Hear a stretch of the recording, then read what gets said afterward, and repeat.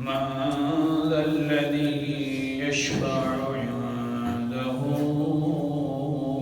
إلا بإذنه الآية صدق اللہ العظیم۔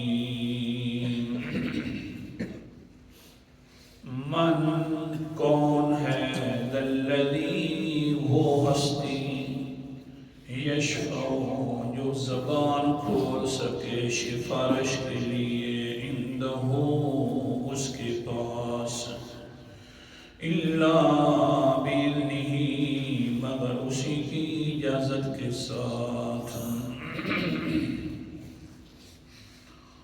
سورۃ البقرہ اور اس کا اہم مسئلہ تھا لا الہ الا اللہ۔ اللہ تعالیٰ نے آیت الکرسی کے اندر اس مسئلے کا ذکر فرمایا، اور اس مسئلے کو ذکر کرنے کے ساتھ اللہ تعالیٰ نے دلائل ذکر دی فرمائے، اور عقل والے دلائل ہیں۔ اے انسان تھوڑا سا عقل کے ساتھ سوچ تو تجھے مسئلہ سمجھ آ جائے گا کہ اللہ کے علاوہ کوئی عبادت کے لائق نہیں۔ اور یہ پانچویں دلیل پر ہمارا سبق چل رہا تھا، اور یہ اس دلیل کا نام ہے دلیل جلالی۔ دلیل جلالی یہ ہوا کرتی ہے کہ اللہ تعالیٰ بڑے روب والے الفاظ کے ساتھ پوچھتا ہے اور انسان کو جھنجھوڑتا ہے، ہاں بھائی خود انصاف کرنا۔ اللہ نے فرمایا دیکھیے من ذا الذی یشفع عندہ الا باذنہ، جس کے بارے میں تو بڑے بڑے گمان کر کے پھرتا ہے کہ وہ ہمیں چھڑا لیں گے، زوری زور وہ منوا سکتے ہیں، وہ اللہ کے بڑے برگزیدہ ہیں، جیسے وہ چاہیں فیصلے کروا سکتے ہیں۔ اللہ نے فرمایا من ذا الذی، کون ہے جو اپنی زبان کھولے میرے ساتھ؟ تو کہتا ہے زوری زور چھڑوا سکتے ہیں، ان کی تو زبان بھی اللہ اکبر کبیرہ میرے کنٹرول میں ہے۔ جب وہ اپنی زبان اپنی مرضی سے نہیں کھول سکتے تو تجھے کیسے زوری زور چھڑوا لیں گے؟ ہاں الا باذنی، جب میں حکم دوں گا، اجازت دوں گا کہ سفارش کرو تو پھر وہ کریں گے، اور سفارش پر حق ہے۔ لیکن زوری زور یا محبت کی بنا پر منوا لینا یہ ان کی بس کی بات نہیں۔ اور پھر میں نے کوشش کی سمجھانے کی، تھوڑی سی تمہید آج لمبی ہو جائے گی کیونکہ درمیان میں ایک ہفتہ چھٹی ہوگی۔ پھر کوشش کی میں نے سمجھانے کی کہ شفاعت کا معنی ہوتا ہے دعا کرنا۔ بڑا چھوٹے کے لیے بھی دعا کر سکتا ہے، کروا سکتا ہے، اور چھوٹا بڑے سے بھی دعا کروا سکتا ہے۔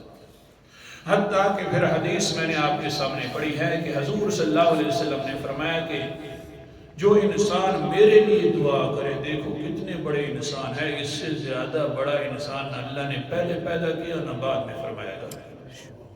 جو میرے لیے اذان کے بعد 3 قسم کے مقام مانگے گا، آتی محمد الوسیلۃ والفضیلۃ وابعثہ مقاما محمودا، یہ 3 مقام مانگے گا تو حلت لی شفاعت، میرے لیے واجب ہو گئی ہے کہ میں قیامت والے دن اس کی شفاعت کروں گا۔ سبحان اللہ، اللہ تعالی ہم سب کو عطا فرمائے۔ اور پھر وہ شفاعت کے اندر کچھ سجدوں کا ذکر آیا، کچھ میٹھے بولوں کا ذکر آیا۔ ابھی وہی مسلم شریف کی حدیث چل رہی تھی، حضور صلی اللہ علیہ وسلم شفاعت فرمائیں گے قیامت والے دن اللہ کے حکم اور اجازت کے ساتھ۔ مسلم شریف کی صراحتاً حدیث ہے، پھر آج بھی پڑھتا ہوں۔ ایک سجدہ اللہ کے پیغمبر فرما لیں گے مقام محمود پر، وہ میں نے یہ بھی سمجھایا مقام محمود وہ جو اللہ تعالیٰ کے پیغمبر کا تخت ہوگا نا عرش کے بالکل نیچے، اس کو کہتے ہیں مقام محمود۔ اس سے زیادہ قریبی تخت اور کوئی نہیں ہوگا اللہ کے یہاں۔ اسی جگہ پر سجدہ فرمائیں گے، سبحان اللہ، ایک سجدے کے ساتھ شفاعت کریں گے، اللہ تعالیٰ فرمائے گا شفاعت ہو گئی ہے، بہت سارے لوگ اس شفاعت کی وجہ سے جنت میں چلے جائیں۔ اب دوسرا سجدہ آ گیا، سبحان، آپ تھوڑا سا تازہ فرمائیں، پوری دنیا اور خلقت کے سامنے ہمارے لیے لب کشائی فرما رہے ہوں گے پیغمبر علیہ السلام، اور ہم انشاءاللہ وہاں پر دیدار کریں گے۔ اللہ تعالیٰ ہم سب کو توفیق عطا فرمائے۔ قال النبی صلی اللہ علیہ وسلم ثم اعوذ ساجدا فيدعوني ما شاء الله أن يدعني ثم يقال ارفع يا محمد. اللہ حضرت محمد مصطفیٰ صلی اللہ علیہ وسلم فرماتے ہیں ایک مرتبہ سجدہ کرنے کے بعد شفاعت کر لوں گا، دوسرا سجدہ کروں گا اللہ سے اجازت مانگ کر، اللہ مہربانی فرما پھر میں سجدہ کرنا چاہتا ہوں، اللہ اکبر کبیرہ، ثم اعود پھر میں دوبارہ سجدہ کر لوں گا، فأقع ساجدا فيدعني ما شاء الله أن يدعني. اللہ تعالیٰ پھر جتنی دیر تک چاہے گا مجھے سجدے کی حالت میں رکھے گا. پھر کیا ہوگا؟ ثم يقال ارفع یا محمد، پھر آواز آئے گی وہ میرا پیغمبر سر اٹھائیے اپنے سجدے سے. پھر کیا ہوگا؟ اللہ اکبر کبیرہ، قلت سل سل تعطى اشفع تشفع. میرے پیغمبر جی مانگیے، زبان ہلائیے، مانگتا تو جا دیتا میں جاؤں گا. اشفع تشفع، شفاعت کریے نا، کیا مانگتے ہیں تشفع، تیری شفاعت قبول کی جائے گی. اللہ کے پیغمبر فرماتے ہیں ثم ارفع رأسی، اللہ کے حکم کے مطابق بعد کے اندر میں سر اٹھا لوں گا. اٹھا کر پہلے لفظ کیا ہوں گے؟ فاحمد ربی بتحمیدی يعلمنی، میں اللہ تعالیٰ کی تعریف کرنا شروع کر دوں گا. اللہ جی تو پاک ہے، میں تیرا عبد ہوں، تو میرا معبود ہے. آج مقام محمود پر بھی تعریفیں ہو رہی ہیں. سجدے سے سر اٹھا کر تعریفیں کروں گا، پھر بعد کے اندر اشفاء، پھر میں شفاعت کرنا شروع کر دوں گا. لیکن کیا ہوگا؟ فَيَحُدُّ لِي حَدًّا، اللہ تعالیٰ حد مقرر کر دیں گے میرا پیغمبر اس کے بعد شفاعت نہیں کرنی. جس وقت میں اس حد کا پابند ہوں گا شفاعت کر کے، لیکن اللہ نے آگے سے فرما دیا بس کر میرا پیغمبر. پھر کہوں گا اللہ جی میں سجدہ دوبارہ کر لوں. اللہ اکبر، انداز دیکھیں. اب تو نے جو روک دیا، کیونکہ جس وقت تو روکے گا تو پیغمبر کی زبان کے اندر بھی اتنی طاقت نہیں ہے کہ آگے چل سکے نا. اللہ جی اب اجازت دے دے تیسری مرتبہ بھی سجدے کرنے کی. اللہ تعالیٰ تیسری مرتبہ بھی اجازت دیں گے، چوتھی مرتبہ بھی اجازت عطا فرما دیں گے. 4 سجدے کرنے کے بعد اللہ فرمائیں گے سنا میرا پیغمبر اب راضی ہے نا؟ میں نے جو کہا تھا وَلَسَوْفَ يُعْطِيكَ رَبُّكَ فَتَرْضَىٰ، اتنا تجھے نوازوں گا کہ تو خود راضی ہو جائے گا. راضی ہے، کوئی بچ گئے ہیں کہ نہیں؟ اللہ تعالیٰ تو ویسے ہی جانتے ہیں، ویسے پیار والی باتیں فرما رہے ہوں گے. قال النبی صلی اللہ علیہ وسلم قال اقول یا رب ما بقي في النار إلا من حبسه القرآن. اللہ جی ساروں کے ساروں کے لیے میں نے شفاعت فرما دی ہے اپنی امت کے لیے، لیکن کچھ ایسے لوگ ہیں کہ قرآن نے مجھے روک دیا ہے کہ ان کے لیے شفاعت نہیں کرنی. یہ ہے منحوس انسان. إِلَّا مَنْ حَبَسَهُ الْقُرْآنِ.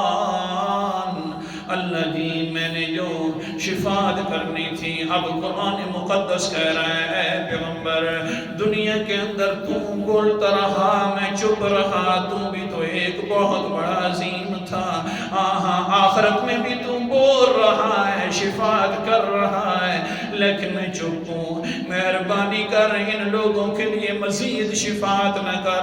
اللہ اکبر کبیرہ. پیغمبر علیہ السلام پھر الفاظ ارشاد فرما رہے ہوں گے قرآن مقدس کا انداز، سورت کا نام سورت فرقان ہے۔ اللہ اکبر کبیرہ۔ آیت نمبر میرے سامنے 30 ہے۔ اللہ تعالیٰ فرماتے ہیں وَقَالَ الرَّسُولُ يَا رَبِّ إِنَّ قَوْمِ اتَّخَذُوا هَذَا الْقُرْآنَ مَهْجُورًا۔ اللہ کے پیغمبر علیہ السلام فرمائیں گے یا رب، اے میرے پروردگارا مہربانی فرما، اس میری قوم نے، اس امت نے آ کر ساری چیزوں یہ پڑھتی تھی، سمجھنے کی کوشش بھی کرتی تھی، لیکن میرے قرآن مقدس کو چھوڑ دیا ہے۔ اللہ جی ان کو ادھر ہی تباہ و برباد کر دے۔ قرآن مقدس کے ساتھ ظلم ہے آج کل۔ ہر چیز سمجھی جاتی ہے، کوشش کی جاتی ہے کہ ہم آگے بڑھیں، لیکن اس کے سمجھنے میں بالکل کوشش نہیں۔ اللہ تعالی ہم سب کو توفیق عطا فرمائے۔ یہ ہوگا اور ہو کر رہے گا۔ حدیث پڑھ رہا ہوں، اپنی باتیں تو کرتا نہیں۔ اللہ اکبر کبیرہ۔ ہاں یہ قرآن مقدس ہے۔ اللہ جی اس قوم نے میرے قرآن مقدس کو چھوڑ دیا تھا، میں تو دے کر بھی یہی آیا تھا۔ ہاں چھوڑنا بھی اپنی جگہ پر، بلکہ یہ قرآن مقدس کے سامنے انداز بھی بڑے عجیب بناتے تھے۔ اللہ اکبر کبیرہ۔ سورت کا نام سورت بنی اسرائیل ہے، 15واں پارہ ہے۔ اللہ تعالیٰ فرماتے ہیں وَلَقَدْ صَرَّفْنَا فِي هَذَا الْقُرْآنِ لِيَذَّكَّرُوا وَمَا يَزِيدُهُمْ إِلَّا نُفُورًا۔ آیت نمبر 41 ہے، 15واں پارہ ہے، سورت کا نام سورت بنی اسرائیل ہے۔ اللہ فرماتے ہیں وَلَقَدْ، مجھے اپنی ذات کی قسم ہے، ہم نے قرآن مقدس کو پھیر پھیر کر بیان کیا۔ ایک ایک مسئلہ کئی مرتبہ بیان کر لیتے ہیں، کیوں؟ وَالَّذِي لِيَذَّكَّرُوا، تاکہ لوگ نصیحت حاصل کر لیں، لیکن حال کیا ہے کہ وَمَا يَزِيدُهُمْ إِلَّا نُفُورًا، ان کو ہماری نصیحتیں اچھی نہیں لگتی، بلکہ دل میں نفرت ان کے اور بڑھ جاتی ہے۔ گھر میں جا کر ترجمہ دیکھ لینا۔ دل میں ظالم لوگ، ہم تو قرآن مقدس پڑھتے ہیں، پڑھاتے ہیں، سناتے ہیں، لیکن حال یہ ہے کہ نفرت بڑھ جاتی ہے ایسے لوگوں کی۔ اللہ اکبر کبیرہ۔ ہاں نفرت انسان نہ بڑھائے، ایک مرتبہ دل والا جو برتن ہے سیدھا کر کے سن لے، اللہ ضرور ہدایت عطا فرما دیتا ہے۔ برتن سیدھا ہونا چاہیے، نفرت نہیں ہونی چاہیے۔ حضرت علی رضی اللہ تعالیٰ عنہ روایت کرتے ہیں، ہم حج پر تھے، حضرت ابوبکر صدیق بھی، حضرت علی بھی، اور پیغمبر مصطفیٰ صلی اللہ علیہ وسلم بھی خیمے کے اندر موجود ہیں۔ پیغمبر نے فرمایا علی، دل کرتا ہے کہ یہاں پر آج جو ہے حج والا دن ہے، یوم عرفہ ہے، عرفات کا میدان ہے، عرفات کا میدان ہو، دل کرتا ہے اللہ اکبر کبیرہ قرآن مقدس کا انداز لوگوں کو پڑھ پڑھ کر سنائے نا۔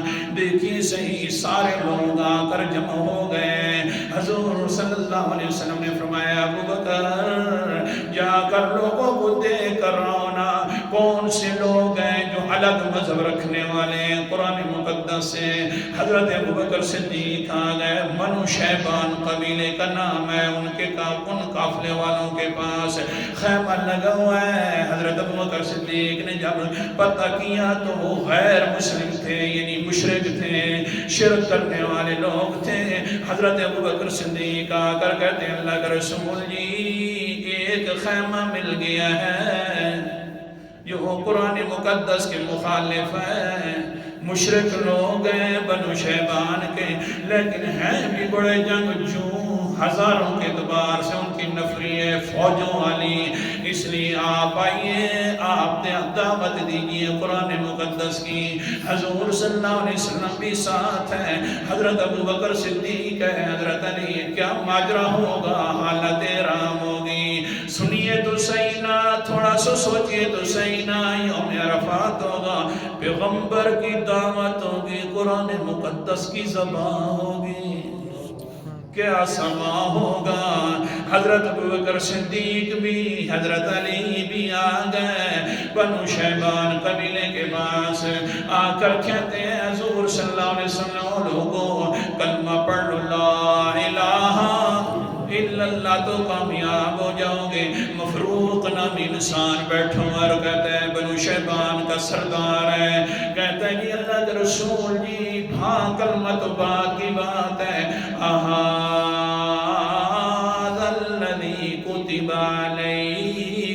کیا کوئی تیرے اوپر اس طرح کی کوئی کتاب اتری ہے تو وہ سنیں وہ کتاب کیا اتری ہے. اللہ اکبر کبیرہ. سورت کا نام سورت انعام ہے. 7واں پارہ ہے. اللہ کے پیغمبر 8واں پارہ ہے. اللہ تعالیٰ نے اللہ کے پیغمبر علیہ السلام قرآن مقدس کی تلاوت فرما رہے ہیں. قل تعالوا اتل ما حرم ربکم علیکم اللہ تشرکوا به شیئا وبالوالدین احسانا. یہ پورا رکوع تلاوت فرمایا. اللہ اکبر کبیرہ. اس کا مفہوم یہ ہے کہ انسانوں اخلاق بھی اچھے اپناؤ اور عبادت بھی صرف کرو تو اللہ کے سامنے کرو. مفہوم سنا سکتا ہوں سارا ترجمہ نہیں کر سکتا. اور پھر آگے فرمایا وَأَنَّ هَذَا صِرَاطِي مُسْتَقِيمًا فَاتَّبِعُوهُ وَلَا تَتَّبِعُوا السُّبُلَ فَتَفَرَّقَ بِكُمْ عَن سَبِيلِهِ. اے لوگوں یہی میرا قرآن مقدس والا راستہ سیدھا راستہ ہے اسی کے پیچھے چل پڑو.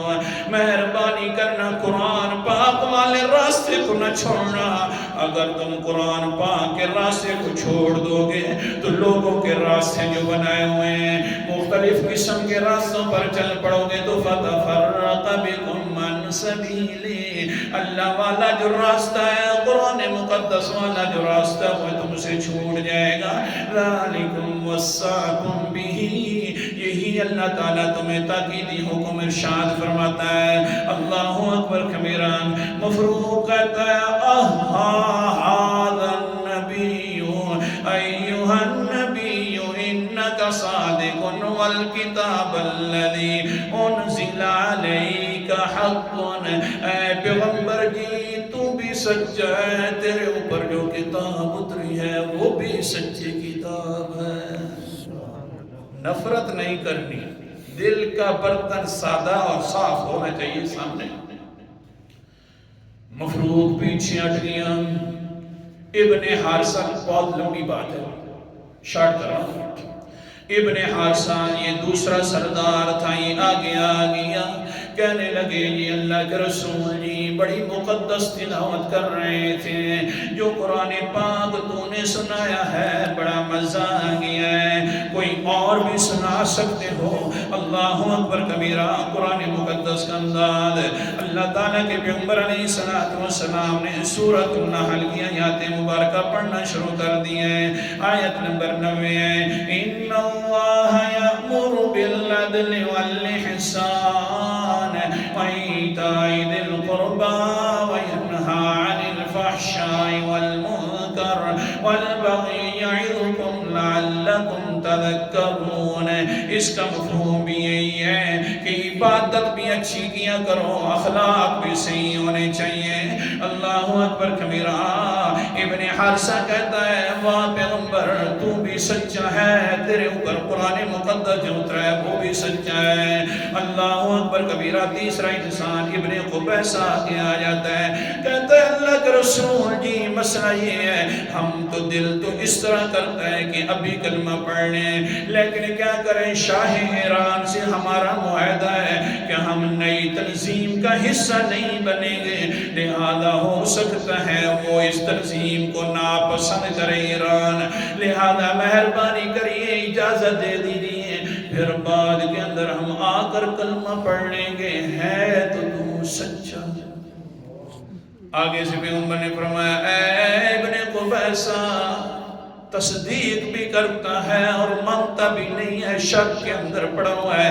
وہ حال بھی دیکھو وہ ابن قبیصہ صاحب جی کہ جب شاہ ایران کی ساری سلطنت تمہارے قدموں کے نیچے آ جائیں گے اور تم اس کے سلطنت کو روندو گے۔ آگے سے ابن قبیصہ کہتے ہیں اللہ کے رسول جی یہ بھی ہو کر رہے گا۔ اللہ کے پیغمبر نے فرمایا ضرور ہو کر رہے گا ابن قبیصہ۔ آگے سے فرماتے ہیں ابن قبیصہ اللہ کے رسول جی کیسے ہو کر رہے گا؟ قرآن مقدس پڑھنا شروع۔ ہاں جس کو ایک مرتبہ قرآن لگ جائے نا دوبارہ پڑھنے سے بس وہ آ ہی جاتا ہے۔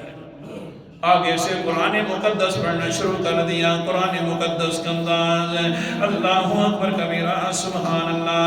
اللہ کے پیغمبر نے فرمایا یا ایھا النبی انا ارسلناک شاہدا ومبشرا ونذیرا وداعیا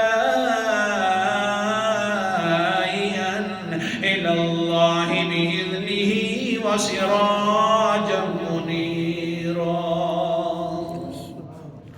اللہ بس آخریت پڑھو۔ اللہ کے پیغمبر نے فرمایا اے ابن قبیصہ تجھے پتہ نہیں ہے کہ اللہ نے مجھے شاہد بھی بنایا ہے، خوشخبریاں دینے والا بھی بنا کر بھیجا ہے، ڈرانے والا بھی بنا کر بھیجا ہے۔ میں خوشخبری دے رہا ہوں شاہ ایران کیا ہے، شاہ روم بھی تمہارے قدموں کے نیچے آ جائے گا۔ فوراً کہنے لگا ابن قبیصہ او ابن حارثہ او انسانا مہربانی کر جلدی کر اے بڑے سردار مفروق صاحبہ، انتظار کی گھڑیاں ختم ہو گئی ہیں، پڑھتے ہیں لا الہ الا اللہ محمد الرسول اللہ۔ سیدھا برتر ہونا ضروری ہے، تو پھر انشاءاللہ اسی قرآن کے ساتھ اللہ تعالی ہدایت عطا فرمائیں گے۔ آخر دعوانا الحمدللہ رب العالمین۔